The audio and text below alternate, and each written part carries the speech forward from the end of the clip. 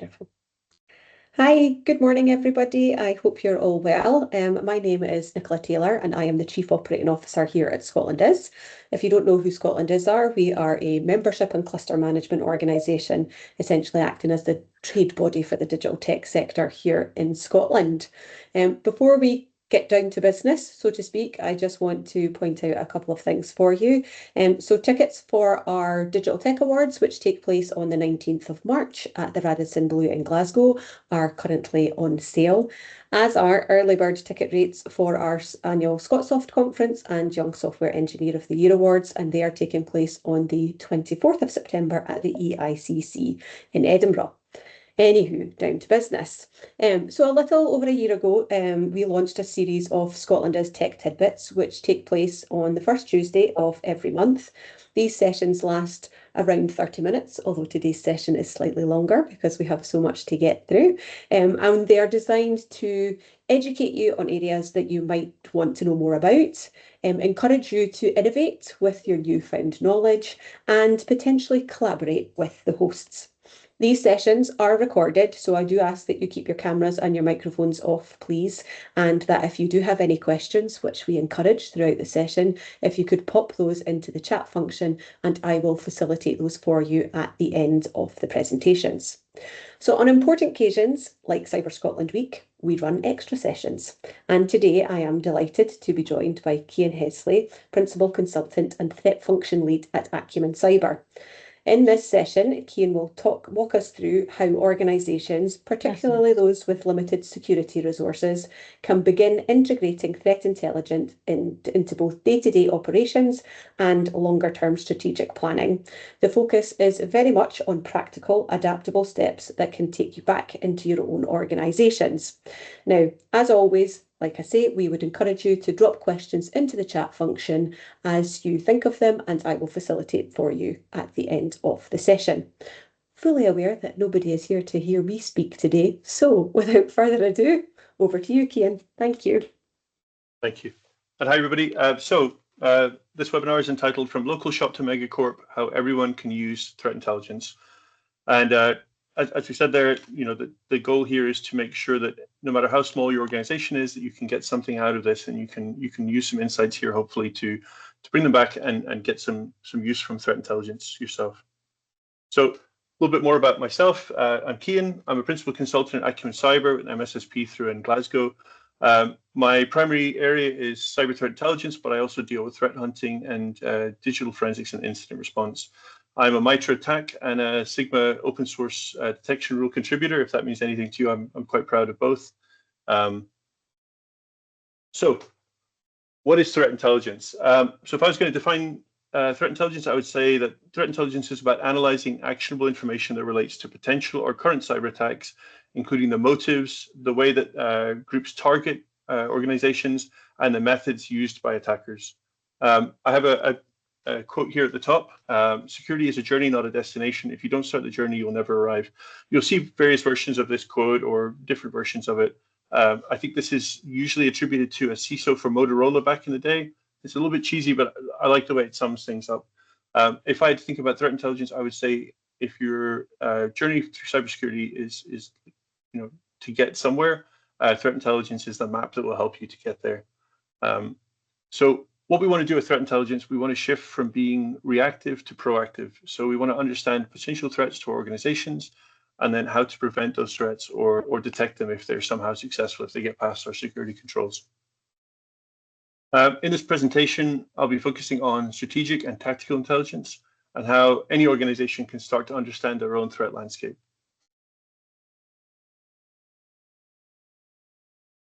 So there are sort of foundational questions. When I'm at speaking with clients or at InfoSec events, there are certain questions that always come up, and these are some of the questions. So what does good cybersecurity look like? Are we as an organization secure? What are we protecting against? Who wants to attack our organization? And then once you start thinking about incidents, people start to worry about incident response plans. So are there incident response plans in place at all? And do they cover the likely threats? I think threat intelligence can either answer or help answer all of these questions, or at the very least, give some context that can help you to get to the answers that you need. So For the purposes of this webinar, I made up a charitable organization. The reason that I made up a charitable organization is because they operate with tighter budgets. Their technical staff members usually wear many hats, so they might be IT support, they might be help desk, they might do network engineering, and they might do security, but that all might be 3 or 4 people.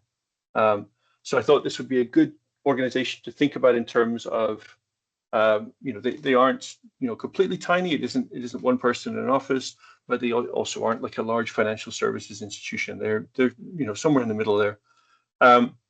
So as I said, Brightbyte have a tiny IT team, no dedicated in-house security functions. So the people in the IT team are also handling security decisions. They're talking to maybe non-technical stakeholders within Brightbyte about those security decisions, how to plan ahead, all the things that are necessary. Brightbyte know they need to worry about cybersecurity, but are not sure where to start. And that's something that comes up a lot when I talk to smaller organizations or organizations that are maybe less mature cybersecurity-wise. They're very aware that there's a problem, that there's an issue. Maybe they've had an incident already.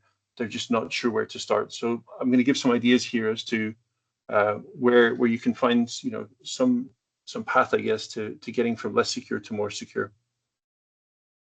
So for the purpose of this webinar, Brightbyte are, as I said, a hypothetical organization. So they do some charitable work within the UK, but they also send food aid and essential supplies to Ukraine. And that's something that is important when we're thinking about threat modeling, and it's something that I'll tie together as we go through this webinar, because Russia and Russian state and non-state hackers are laser focused on anything to do with Ukraine. So Brightbyte is very worried about the security of donor information and related data. So they're taking financial donations, and the data around that is something that's very sensitive for them. They want to make sure they protect that. When you're thinking about organizations that are operating overseas, and I will speak about that more as we go through this, especially when it comes to Ukraine, Brightbyte should also probably be worried about details of where the aid that they're sending to Ukraine is being transferred to and how, because that's also very valuable data potentially to Russian hackers. And finally, as I've said already, Brightbyte management want to budget for cybersecurity controls and training, staff training. So they know that they need to do something. The question is, what do they need to do? How do they need to tackle these issues? So if we're looking at researching adversaries, if we're looking at researching threats to your sector or your industry, vendor reports are a very good place to start. So if you wanted to jump in, I recommend everyone in Acumen, for instance, read these yearly reports, because they give a really good summary of the previous year. So in this case, it would be 2025, threats that have been seen, developments, and then usually some predictions for the coming year. So we've got here Sentinel-1 threat hunting report, Elastic have a global threat report, and CrowdStrike have a European threat landscape report, which I really like, because to be honest, a lot of these larger companies can be quite America focused in what they're interested in, because that's where a lot of their business is. So it's really great. Any European or UK specific threat reporting that you can find out there, by all means, grab it, have a look at it, read it, try to make the most of it. All of these, by the way, these reports are freely available. You may have to sign up and give over your email address or whatever else, but you shouldn't have to pay for any of these reports. And some of these vendors will also release quarterly reports. They'll release reports maybe that are focused on one industry. So depending on where your organization is based, if you have maybe overseas offices or whatever, you can probably find something that will roughly align with what you should be interested in terms of threat. So I didn't want to just talk about vendors, obviously. I want to mention that outside of vendor sources, there are government organizations like NCSC, which is UK-wide, SC3 here in Scotland, which is very useful, put out a lot of good information, CISA over in the US, and Europol, and they all release good reports on either specific types of threats or sector-specific, like as in the screenshots here, or specific groups. So CISA, obviously, I think it's had some budget cuts recently, but they were really good at putting out reports that detailed the top ransomware groups, the most active ransomware groups, for instance. And they would then give you the techniques that were used and a walkthrough of how they went about their attacks. So any reporting like that is extremely useful as well. I like government reporting as well, because it's fairly neutral. It's generally going to be vendor agnostic. They're just going to be giving you the details you need. So they're not going to be trying to push you to buy a specific technology or anything else. They're just trying to educate you. So it's probably a little bit small here, but NCSC in their UK charity sector report, which came out I think about 2 years ago, highlighted 3 categories of attackers that might target charities. So we've got cyber criminals, And they describe cyber criminals as being motivated by financial gain. They may seek to directly steal funds held by charities or seek to capitalize indirectly through fraud, extortion, or data theft. So makes sense here. We're looking at potentially business email compromise, sending fake invoices or siphoning off money from invoices. We're looking at ransomware. We're looking at attacks like that. So nation states, UK charities most at risk from nation states.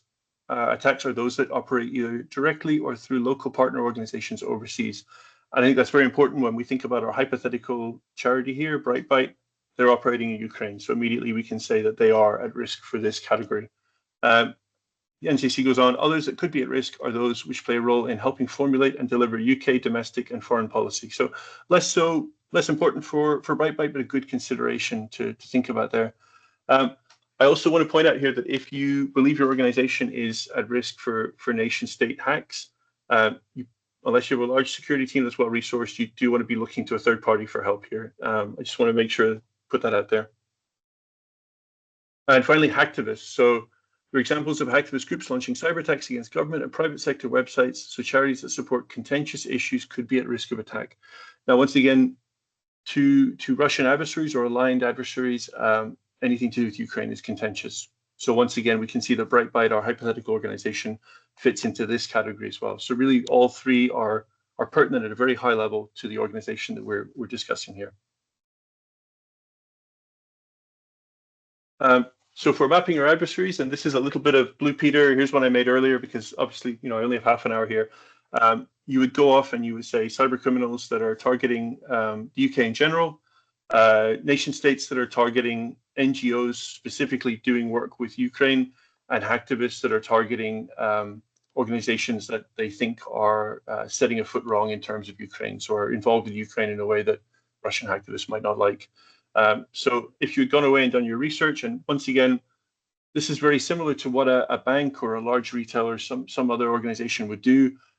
In this case, you could just use Google. You could go through vendor reports, you could go through government reports, everything else, get your notepad out, your paper, your pen, and make some notes. And you would see that, roughly speaking, in the last year, Killen, Akira, and SafePay are the top ransomware groups. In previous years, a couple of years ago, we might have included Emotet and Quackbot as cybercriminal groups to watch out for, because they primarily dealt with phishing-related malware and infrastructure. They're kind of on the way out right now, haven't really been making a lot of noise. You could definitely include groups like that if you're worried about phishing. We'll talk a little bit more about techniques after this. For nation states, we've got Cold River and Fancy Bear. Both have been known to target aid to Ukraine, organizations that deal with aid to Ukraine, and logistics companies that deal with aid to Ukraine, as well as security cameras at ports and areas where aid is shipped through. So basically from end to end, these are groups that are interested in targeting anything to do with aid to Ukraine, which is pertinent for our imaginary organization here.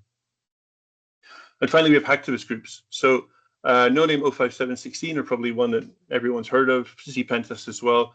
No Name 05716 actually attacked some UK organizations about 2 or 3 weeks ago, mostly local government and transportation, which are the categories that they tend to go after. Although, to be honest, I sometimes really wonder why they choose the targets they do. So it's hard to really say that sectors are off limits to them. They just seem to choose things somewhat at random. ZPentest are an allied group to No Name 05716. They primarily target OT and IoT. Morningstar is, in turn, a group aligned with ZPentest. They generally target IoT cameras. So while ZPentest might go after OT furnace controls or ventilation controls or whatever, they'll make videos of themselves, put some techno behind that video, messing with the controls. They'll put that on Telegram for their supporters. Morningstar almost exclusively look at IoT cameras. So just, looking, say, Italy for the Winter Olympics, seeing if they can get on IoT cameras there and post images for their supporters. I find Serverkill is also similarly mostly looking at OT. So these are all Russia-based groups or Russia-aligned groups. And really the map, if you map out the alliances that Russian groups have made in the last 3 years, 4 years since the outbreak of the Ukraine war, it is extremely complex. There's groups from Cambodia, Indonesia, all over that are now aligned with Russian hackers, and will take sort of marching orders from those groups because they are well organized and they're well funded. So It gets quite complex when you start to actually dig into it. So for the purposes of this, we're mostly worried about initial access. We're not going to dig into all of the sort of attack chain that these groups might go through. For a small organization, if we're looking at where to start, the best place to start is initial access. How are they getting onto systems? How can we stop them from getting on systems? So if we looked at Killin, Akira, and SafePay, we would see that essentially those three ransomware groups have similarities in how they manage to get on systems to start their ransomware attack. So phishing, in this case, could be just a phishing email with a link. Phishing attachment lures is when you get like a compressed file with a password or a link out to Dropbox or something else, or a PDF or a Word document. Anything essentially that they can use to try and get past security controls to get you to either install malware directly from an archived file, like a zip file, or to get you to click through from a document back out to where they can then try and get you to download malware. Stolen credentials. So really, in my mind, phishing attachment lures, stolen credentials, and malvertising are all linked in a way. Stolen credentials are generally going to be stolen from InfoStealer. InfoStealer logs are malware that's put onto an endpoint. It harvests the credentials from that endpoint and then fires them off to the attackers, who then can sell those or use them or monetize them in some ways. Exposed services. So we're looking here at maybe your organization has a VPN that's unpatched, or a web server that has some vulnerability. Basically, internet accessible services. And then those are hacked, and then that's a pivot and a way for them to get onto your network. And malvertising is, your staff, your employees go online, they're looking for VLC player, something like that. They Google where to download VLC player, and they see an ad, download it here, and what they actually wind up getting is VLC player packaged up with an InfoStealer malware. So that's where that link is. One can lead to the other, essentially. In terms of nation states, we're looking at spear phishing. In my mind, the boundary between what was traditionally thought of as phishing and spear phishing has kind of shrunk. So phishing was always thought of as a bit more scattershot, random emails fired out to a large group of people. Spear phishing was more targeted. One of the things that AI actually can do really well is write customized sort of phishing lure messages. So it can customize them for the organization you're targeting, the scenario that you're sort of trying to imagine in the phishing email, and then can also maybe even customize for the person who's receiving it. So I think the boundary between what was thought of as sort of scattershot, just fire out thousands of emails at once, and then spear phishing has shrunk in my mind, and I'll talk a little bit more about that further on. Click fix, very popular right now. So a spear phishing email might then link to a document online, and to get to that document, you have to do a CAPTCHA. You have to prove that you're human. And as part of that, they might say, type these commands, or hit Control C, Control V, whatever else, and that will actually be to try and persuade you to copy and paste something into the console commands on your system. So on Windows, into the little console that you can pull up. So spear phishing once again can lead to click fix. Similarly, phishing attachment lures here can also lead to click fix, and they've combined all three of these techniques in the same attack. To try and get onto systems where they want to gather information. Hacktivists, I've included DDoS here. I know it's not an initial access technique, but I needed to include it, so please forgive me there. Web attacks and website defacement. So DDoS attacks are the main thing that these groups are doing. If they can get onto a web server and deface that website or steal data from that web server, they will do it. In general, Russia-aligned groups might be more likely to do that than Russian groups. Russian groups generally stick to DDoS and exposed IoT or OT. Groups they're aligned with from other places, particularly the Middle East or Southeast Asia, might be more likely to do web attacks or use weak credentials to get access to web consoles or web interfaces or whatever else, to try and steal data or just to take screenshots to show that they've done it. So this is a very text-filled slide, but I wanted to talk about MITRE ATT&CK. So we were talking about spear phishing attachments here. So if you went to MITRE ATT&CK and you looked at spear phishing attachments, it has an ID. It's a sub-technique of a different technique. Its tactic is initial access, and there's an explanation at the bottom there as to what spear phishing is.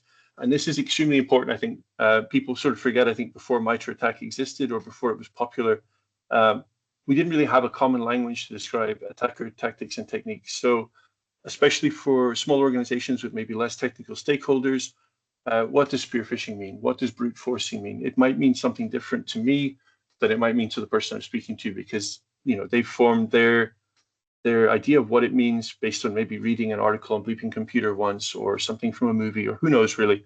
So being able to go into MITRE ATT&CK and copy and paste that very basic explanation as to what a technique is, I think is extremely useful to make sure that what we're talking about is understood by everybody, that we're all talking about the same thing.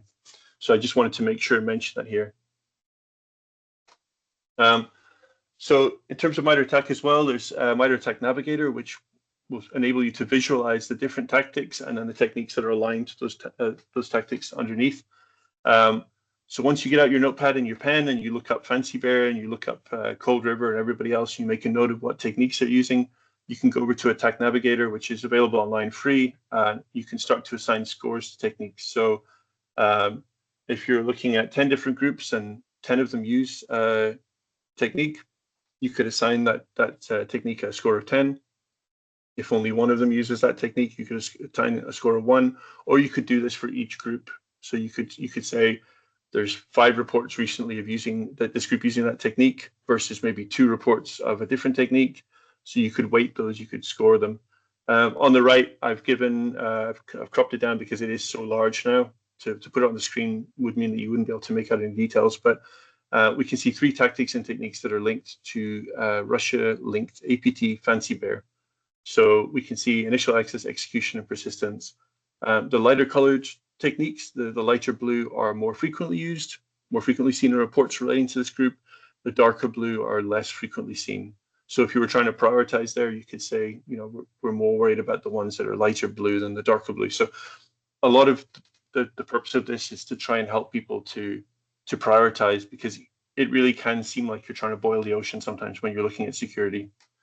So the more help you can have to look at it and say, we should actually be more worried about this, the statistics, the evidence bears that out, it helps you have those conversations, which otherwise can go off on tangents, can become very confusing. So I've taken us through mapping our adversaries, finding out who they are, who we should be most worried about. I've dealt a little bit with what techniques they might use and tactics. And obviously, like I said, this is a half-hour talk, so I've had to really prepare a lot of this in advance instead of walking through the research and everything else that you would do. But one of the things that Brightbyte, our hypothetical organization, was really worried about was training. So training staff, training employees, training volunteers, maybe in the case of an NGO, and aligning that training to what they should be worried about in terms of threats. So I wanted to talk a little bit about that here. Phishing and spear phishing awareness. Obviously, we've been talking a lot about phishing in this. When I was saying that phishing and spear phishing, that line has kind of blurred a bit. I worry that a lot of existing phishing training and awareness training, simulation, all of that is based very much around a sort of early 2000s version of what early 2020s version of what we would think of as phishing. So badly written emails, strange grammar, spelling errors, suspicious links. I think that a lot of that needs to be updated now. I think that phishing is getting better. If it can get through security controls, if there are any, it already means that it's fairly good. And it's very easy to assume that you're going to see some obvious grammatical or spelling error or something very strange in an email, and that's phishing. Whereas actually, it could look exactly like, hey, you need to log in here to look at this document. You need to log into your company portal, whatever else. So it really needs to be expressed, I think, to people who are maybe less technical, that phishing is getting better and better. It may be being less relied upon by cyber criminals, but it's still an easy way for them to get into systems. Similarly, combating and recognizing social engineering attacks. So some of that will be related to phishing. So phishing relies on some of the same techniques as social engineering. So things like trust. So you trust the person sending the email, you click on the links. Curiosity, you get an email saying, hey, your company just had a bad review. You need to click this link to view it. Fear, also similarly, your company's had a bad review. It's something we've seen recently in an incident that we were able to handle for one of our clients. And a sense of urgency. So I really need this document over. You need to click this link. Oh, you need to fill this in to view the document, send it over to me. Basically, social engineering uses a lot of those same techniques that you'll see in phishing emails. And social engineering can take different forms. So it could be a phone call to your company or your organization's help desk. It could be a direct call to one of your technical staff, or it could even be an actual letter. We've been seeing that again recently. Periodically, groups send out sort of mass mail letters, either threatening or I think it was a cryptocurrency platform recently that people who were known to be customers received emails, physical letters saying that they needed to log in to the cryptocurrency platform and were given a link that obviously was malicious to type into their browser or whatever. So it can take a lot of different forms. Password hygiene and secure authentication. So I talked a little bit here about info stealers, but also if your staff are reusing passwords that are in existing breaches, so old breaches, periodically, large companies like LinkedIn are breached. Those password databases float around. If someone's still using a password that's in one of those large breaches and it's linked to their email address and that email address is linked to their work, it could be quite easy for somebody who wants to take the time to put all that together to then use that to get access. And secure authentication, so making sure to use MFA. If you are using personal emails as backups for authentication in your organization, Gmail, something like that, is that Gmail account secure? Do they have MFA on there? Do they have a good password on there? Everything else. So you need to think about these details. Recognizing incidents and reporting them promptly. I do tabletop exercises as part of my work at Acumen, and something that I talked about with non-technical people participating, or that they ask me about, how to recognize that incident. And sometimes something can seem fairly innocuous, and it is an incident. Something can seem quite suspicious, and actually, it is an incident. I was talking to one of my coworkers the other day about the infamous Bangladesh bank heist by North Korea. And one of the ways that incident was discovered actually was a printer stopped working. And the reason it stopped working is because they were transferring large amounts of money out and they were trying to do it stealthily. And that printer would have printed out a hard copy of those transfers. It would have printed out a record that's supposed to be filed away as a backup. And they basically took that printer offline, and that caused some suspicion. Lastly, on what I would say for training, dangers of malware infection and secure software downloading. So we talked about malvertising already. The dangers of clicking links that you don't recognize, of installing software that might come from a site that you don't fully trust or don't know where to download secure software. So if your organization has a self-service or an agreed upon place to download software, then make sure that's communicated to employees. Ideally, you would prevent them from downloading from anywhere else, but it depends on the level of tooling you have and sophistication. So at least talking to your staff and saying, hey, if you're installing software, either reach out to IT or make sure that you're getting it from an approved source. And I mentioned before that I do tabletop exercises. I think they're really useful. They highlight gaps in process, but also in understanding. So if you get a group of technical, non-technical people in and you discuss something with them to do with a tabletop, people might have realizations that actually they didn't know who to contact, or they didn't know what steps to take, or they didn't understand how to preserve forensic evidence, things like that. So ransomware attacks, the obvious one, everyone always does. Successful phishing attacks. So in the case of our hypothetical charity here, could be a successful phishing attack. It could also be business email compromise, where somebody will take over an email account that handles invoices and then will be able to siphon funds off there. But also we could be looking at a compromise of a third party. So Brightbyte, our hypothetical organization, gets hacked, and then their email system is used to then send phishing emails to a logistics company that handles moving their aid, or maybe even a contact in the Ukrainian government or the British government. So it could be used as a stepping stone there to actually target other organizations. And then DDoS attack on Brightbyte infrastructure. I've talked to organizations before, and they've said if our website goes down, we don't care. It's not really a concern for us, but it's worth still, I think, thinking about if you think that you might be targeted with DDoS, how will your organization cope? Will it really have an impact on you? Will you be able to communicate?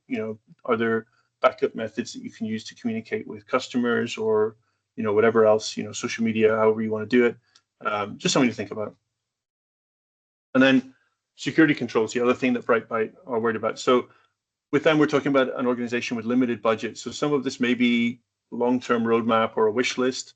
I think when we're looking at email gateway security, which I would say is probably the most important thing on here for the type of attacks that Brightbyte should be worried about, I think some charities will get cheap or free services from, for example, O365 maybe, which might include already some of that sort of email gateway security or attachment scanning. But I think that would be very important in this case to make sure that all emails coming in are being properly examined.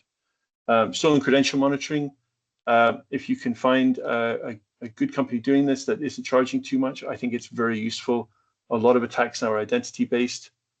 If your credentials are floating around out there, and I've seen this in incidents, and they're on Telegram, they're on the dark web, whatever, and you have a VPN that isn't using MFA or some way into your network that isn't properly using security controls, once someone picks those credentials up and uses them, you have an incident. That's it. If they can get on using those stolen credentials, so if you're aware of that and you're able to reset those credentials and then do an investigation as to how they were stolen, you can then start to talk about your staff, your employees, and say, hey, you've downloaded something bad here, you've done something that's against our security policy. You can look at more education there, more awareness training. Network edge vulnerability monitoring. I think NCSC now provides this to the charity sector, third-party sector and charities. Very useful. So basically, they'll scan your internet accessible devices, systems, whatever platforms, and they'll tell you if you have vulnerabilities there. Vulnerability monitoring and management is an extremely important part of security now. Ransomware groups especially are now pivoting from mostly using phishing to more using network edge vulnerabilities. APT is the same. DNS filtering for malicious domains. So if you don't have access to a web proxy that can filter, DNS filtering will work too. So I think once again, NCSC offer this to charitable organizations and public sector. So essentially, somebody gets a phishing email, gets through security controls, they click a link, it won't load because that domain is blocked. It's filtered out at that level, it's on a block list. EDR antivirus on endpoints in block mode. If you're a small organization and you don't have a way to basically pool all of your alerts in one place and you don't have 24/7 coverage, you want to go in block mode. And in general, I think it should be block mode for everything. That way you can, if somebody says, hey, something legitimate was blocked, you can apologize to them. But equally, if somebody downloads something and it gets blocked and that alert wouldn't have been triaged for an hour, you've stopped an incident from breaking out there. You've actually prevented that person from accidentally doing something that could harm the organization. Browser ad blocker. A lot of people don't think about this. Once again, especially if you don't have web proxy blocking. The FBI, I think 4 or 5 years ago, started recommending that everybody should be using an ad blocker. And it's simply because there's so many malicious pop-ups and advertisements now that it's a security risk. You just want to block as much of that as possible, prevent people from having the opportunity to accidentally click on the wrong thing and cause an incident. I talked about password hygiene, password manager with complexity rules. If you can get that rolled out against your whole organization, perfect. It'll basically stop people from using reusing passwords, using easily guessable passwords. It should have some complexity rules built in. Obviously, they then need to protect the password for the actual password manager itself, but it's one thing to worry about versus the potential exposure from everything. A platform to correlate and centralize alerts. So I realize that having a SIEM or something similar for small organizations just isn't really going to be possible. If it is possible, and you can correlate those different alerts from your email gateway, maybe your EDR antivirus, everything else, it makes it a lot easier to deal with those, to triage them, to work out what you need to do. And lastly, DDoS mitigation. So it may be that DDoS isn't really a big priority for your company, but if it is, you want to look at mitigation for that. And then incident response plans tailored to, in this case, for our imaginary organization, ransomware, a successful phishing attack, and DDoS. So having any kind of incident response plan is great. To be honest, a lot of organizations really fall down here, but having ones that are tailored so that you can pull them out and say, in a ransomware attack, these are the things that we would need to do. These are the steps we would need to take. This is what we would need to do to make sure we're preserving evidence, where everything else, similar to successful phishing attack, all the better. Think about who you need to contact, who needs to be made aware, regulatory requirements, all of that, get it all down somewhere, print it out in hard copy, because if there's a ransomware attack, you may not be able to get a hold of it, and make sure that you know where that is. So this has been a real whistle-stop tour of threat intelligence. I hope for people who aren't really familiar with it, it has helped demystify it a little bit. I hope it's shown how to think about threat intelligence, how to think of the usefulness of threat intelligence, the kind of questions that threat intelligence can help answer or just answer outright, how to research the sector that your organization is in and the potential threats to that sector, and then obviously getting those adversaries, and then looking at the tactics and techniques used by those adversaries, and that will be in vendor reports, reporting of some kind. You can even sometimes read a news article that's detailed about an incident, and from that you can pull out information. You can say, well, this organization was targeted in this way by this group. I better go and have a look at that group and the techniques that they're using. A little look at MITRE ATT&CK. I could do a whole 30-minute talk on MITRE ATT&CK itself. I think it's brilliant. I think it's very useful. And then aligning threat intelligence with your training and goals. And as I said before, you could do NIST, you could do CAF, you could do an assessment like that. If you're at the beginning of your journey, it's just going to tell you that you need to do everything. And that's just the way it's going to be. Using threat intelligence here will help you to then take those recommendations from those kind of reports or those kind of assessments, and at least then say, these are the ones that we need to focus on the most. We've got some time for Q&A here. And I also want to say that if you want to get in touch with us or in touch with me, you can reach out and they'll pass that message along to me. And thanks very much, everyone, for attending. Time for Q&A now. Thank you very much, Cian. I have to say that is very impressive that you have managed to provide that much information in a 30-minute period. So well done there. There are a couple of questions in the chat box just now, but a reminder to everybody else that if you do have any questions for Cian, now is the time to get those into the chat box and I will facilitate those for you. So first question. Are you aware of any tooling being built into email clients or mail services that assess the email content for these types of threat indicators? So, for example, the use of language leveraging fear, the need to respond quickly, and so on. Actually, that's a really good question. The last big advance that I saw in a lot of this email scanning was around QR codes. So for a while, that was a really big deal. QR codes were being sent. People were scanning them on their device, and then their device might not be under security controls. Honestly, I'm not sure. That's a really good question. It might be that there's a certain amount of like heuristics going on with the language itself. I know that there are definitely phishing emails where they will use different language coding to include, or different versions basically of the ASCII characters to try and dodge. So there must be some kind of alerting there on, certain words at the very least. But telling the I guess the tenor of the message itself, I'm not sure about, but it's something that actually I'd love to take away and have a look at. Yeah, wonderful. Thank you. So next question here is, what mistakes do organizations make when first trying to use threat intelligence? So I genuinely think a lot of it comes down to trying to boil the ocean. So trying to do too much, worrying about maybe the wrong groups.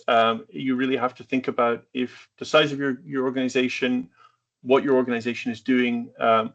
I do think a lot of organizations also think no one will target us. We have nothing that anybody would want. There's ransomware groups out there ransoming, mom and pop owned laundry services or dry cleaning services or whatever, like yoga studios. They don't care. They'll attack anybody. But I guess it's a matter of working out who is most likely to be interested in you. So in the case of our hypothetical organization here, it could be the Russian government, and that's a really serious concern. It could be hacktivist groups. In general, most organizations need to worry about ransomware groups. So you would really start to want to look at the ransomware groups targeting either globally that are targeting the most, or if you are in the UK, maybe targeting the UK, or if you have business operations in another country. There are some groups that tend to target, for instance, India more, or America more, or Southeast Asia more. So it may be then that you would have to factor that in as well. So that's the basic starting point, is to think about who would want to target you and why, and how serious they would be about doing that, because a lot of it is down to the amount of effort that they might be willing to expend, targeting your organization. Yeah. Excellent. Thank you very much. Next is more of a comment, actually, in response to the kind of first question that was asked. Know Before Defend has this kind of functionality, and I'm sure there will be others. So hopefully that's useful information for everybody. So I've got a quick question here. So if you don't have a kind of dedicated security team, what is the single most impactful step you can make to start using threat intelligence effectively? So I really think it's the research part. I genuinely think if you take a couple of days, even sit down, read reports. At the beginning, it can be quite intimidating. It can feel like you are. And at the start of my career, I felt like this. You're you're trying to create a map of the world from scratch. But if you start looking at the big vendor reports, or reports from SC3, very useful, CISA, NCSC, all of these, you'll start to get a feeling for what's going on now, and a lot of these will include predictions for the future. So that I think is the biggest thing, and it's the perfect time of year to be looking at these retrospective 2025 reports, because a lot of the larger companies are releasing them right now. So get those, even if you just read the summaries and you don't delve into really the technical details. You could flick to usually be a section for most large sectors, and you can say, okay, I'm in manufacturing. What are they saying about manufacturing? Or even just the overall summary for, phishing attacks are up, network edge attacks are up, whatever it is. You can start to get some ideas in your head as to what you want to focus on or what you want to research further, and just take it from there, really. Yeah, wonderful. Thank you very much. We've got time for one more question. If anybody else has any other, here we go. Question just popped into the chat there. So how often should we, as a small business, realistically review and update our understanding of the threat landscape? Yeah. So I would say, and this I think also goes for larger businesses too, 6 months or a year. If you're doing this much more regularly than that, you're in danger of sort of chasing your tail a bit. The only thing I would say here is if there's major developments. So if somebody like Emotet became really active and found a way to get around security controls, obviously you would want to look at your phishing capabilities, your security controls there. If there was some major sort of WannaCry incident, you immediately want to look at that. But if it's the regular cadence of security and attacks and attacker techniques and everything else, I would say, in my mind anyway, 6 months to a year would be your review cycle there to say, are we still worried about the correct things? Do we need to update this? Are there groups maybe that don't exist anymore? Ransomware groups are always appearing, disappearing. Have we bought a new business overseas or open offices somewhere that might open us up to a new motivation for attackers? Anything like that? I think that's very reasonable. Okay, wonderful. Thank you very much. I am sure there are more questions that people would like to ask, but unfortunately we are now out of time. So if anybody does have any further questions that they would like to ask Cian, obviously we would encourage you to reach out directly with the details that are on the screen just now. If not, we are happy to pass any questions on as well. I just want to say a huge thank you again to you, Cian, for today's presentation, and to Acumen Cyber as well. A couple of bits of information just to make you aware of before we formally close out the webinar. So ScotlandIS do currently have a pot of funding available for SMEs in order to help you achieve your Cyber Essentials accreditation. So we will share that information with you, as well as the presentation recording just shortly. And the other thing to make you aware of is Cian has obviously mentioned the threat intelligence reports and some other things that you can sign up for. Cyber Scotland partnership via SCCC do actually have a kind of daily threat intelligence newsletter that they send out via email. And if you haven't signed yourself up to that, I would strongly recommend that you do that too, because it's very good at kind of keeping you up to date with the information on current threats as well. But yes, thank you again, Cian, very much for the presentation. I certainly found it very interesting. Yeah, again, impressive that you managed to fit that much information into such a short period of time too. But a huge thank you to you and to Acumen Cyber. There is still some activity taking place across the rest of Cyber Scotland Week, and we still have a couple of more days. So if you are still looking for things that you would like to get yourself involved with, then get onto the Cyber Scotland Partnership website, and under the events section, you will find the rest of the activity that is taking place across Cyber Scotland Week. But thank you all once again, and we will share the recording and all of the other information that has been shared with you as part of this presentation today in due course. But if anybody has any additional questions or anything else for Cian, please do reach out via the details on the screen or via ourselves, and we'll be happy to put you in touch. I hope you all enjoy the rest of your day. Thank you again, everybody. Thank you. Bye. Thanks.